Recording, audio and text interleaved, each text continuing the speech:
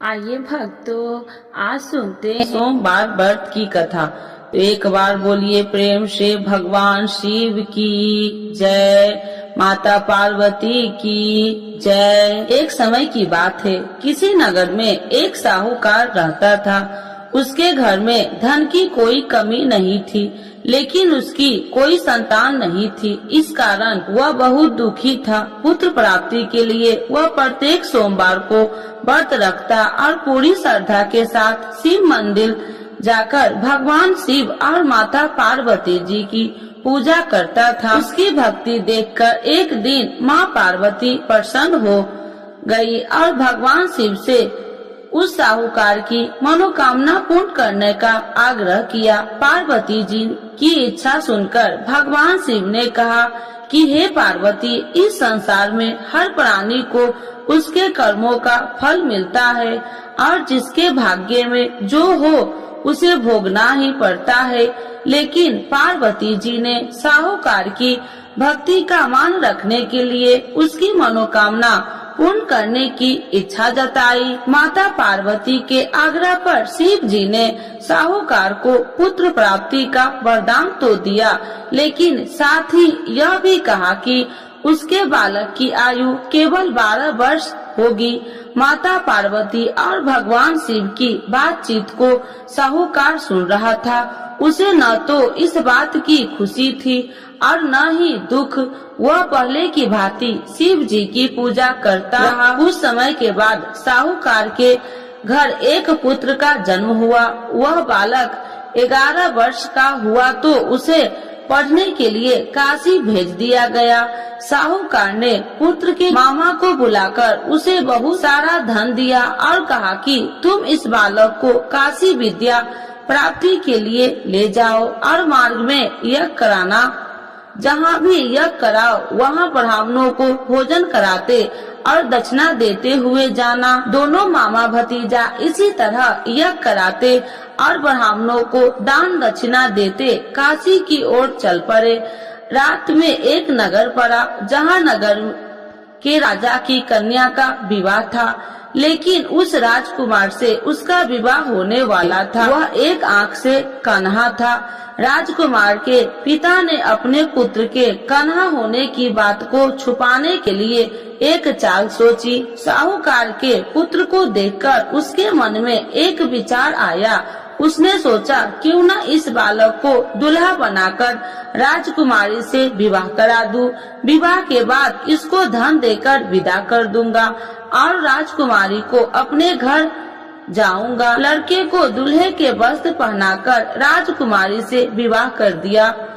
लेकिन साहूकार का पुत्र ईमानदार था। उसे यह बात अन्याय संगत नहीं लगी। उसने अवसर पाकर राजकुमारी की चुनरी के पल्ले पर लिखा कि तुम्हारा विवाह तो मेरे साथ हुआ है, लेकिन जिस राजकुमार के संग तुम्हें भेजा जाएगा वह एक आंख से कन्हा है।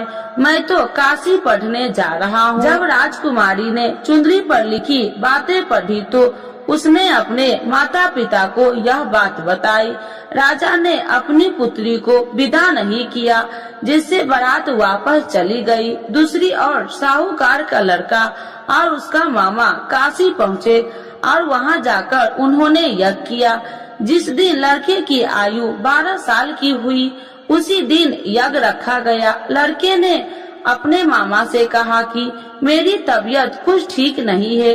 मामा ने कहा तू अंदर जाकर सो जाओ। शिव जी के वरदान अनुसार कुछ ही देर में उस लड़के के प्राण निकल गए। मृत भांजे को देख उसके मामा ने विलाप शुरू किया। संयोगवश उसी समय शिव जी और माता पार्वती उधर से जा रहे थे। पार्वती भगवान से कहा स्वामी, मुझे इसके रोने के स्वर सहन नहीं हो रहा। आप इस व्यक्ति के कष्ट को अवश्य दूर करें। जब शिव जी मृत बालक के समीप गए तो वह बोले कि यह उसी साहूकार का पुत्र है जिसे मैंने 12 वर्ष की आयु का वरदान दिया था। अब इसकी आयु पूरी हो चुकी है। लेकिन मातृ भाव से विभोर माता पार्वती ने कहा कि हे महादेव, आप इस बालक को और आयु देने की कृपा करें, अन्यथा इसके वियोग से इसके माता पिता भी तड़प तड़प कर मर जाएंगे। माता पार्वती के आग्रह पर भगवान शिव ने उस लड़के को जीवित होने का वरदान दिया। शिव जी की कृपा से वह लड़का जीवित हो गया। शिक्षा समाप्त करके लड़का मामा के साथ अपने नगर की ओर चल दिया। दोनों चलते हुए उसी नगर में पहुंचा जहां उसका विवाह हुआ था। उस नगर में भी उन्होंने यज्ञ का आयोजन किया। उस लड़के के ससुर ने उसे पहचान लिया और महल में ले जाकर उसकी खातिरदारी की और अपनी पुत्री को विदा किया। इधर साहूकार और उसकी पत्नी भूखे प्यासे रहकर बेटे की प्रतीक्षा कर रहे थे। उन्होंने प्रण कर रखा था कि यदि उन्हें अपने बेटे की मृत्यु का समाचार मिला तो वह भी प्राण त्याग देंगे, परंतु अपने बेटे की जीवित होने का समाचार पाकर वह बेहद प्रसन्न हुई। उसी रात भगवान शिव ने व्यापारी के स्वप्न में आकर कहा, हे श्रेष्ठ, मैंने तेरे सोमवार के व्रत करने और व्रत कथा सुनने से प्रसन्न होकर तेरे पुत्र की लंबी आयु प्रदान की है। इसी प्रकार जो कोई सोमवार व्रत करता है या कथा सुनता है और पढ़ता है, उसके सभी दुख दूर होते हैं और समस्त मनोकामनाएं पूर्ण होते हैं। तो एक बार बोलिए प्रेम से शिव जी की जय, माता पार्वती की जय। आरती शिव जी की। ओम जय शिव ओमकारा, स्वामी जय शिव ओमकारा, ब्रह्मा विष्णु सदा शिव अर्धांगी धारा।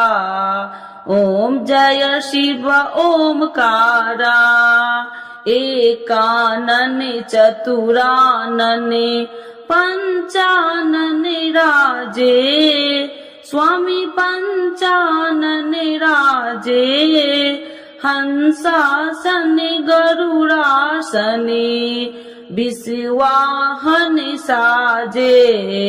ओम जय शिव ओमकारा, दो भुज चार चतुर्भुज, दस भुज अति सोहे, स्वामी दस भुज अति सोहे, त्रिगुण रूपिणी रखिते, तिरुबनि जन मोहे।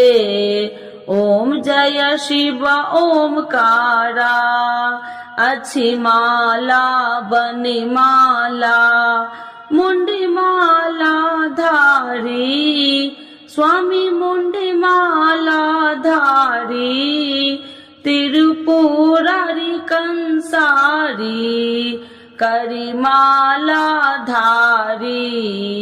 ओम जय शिव ओमकारा, श्वेतांबर पीतांबर बाघांबर अंगे, स्वामी बाघांबर अंगे, सनिकादिक गरुणादिक भूतादिक संगे।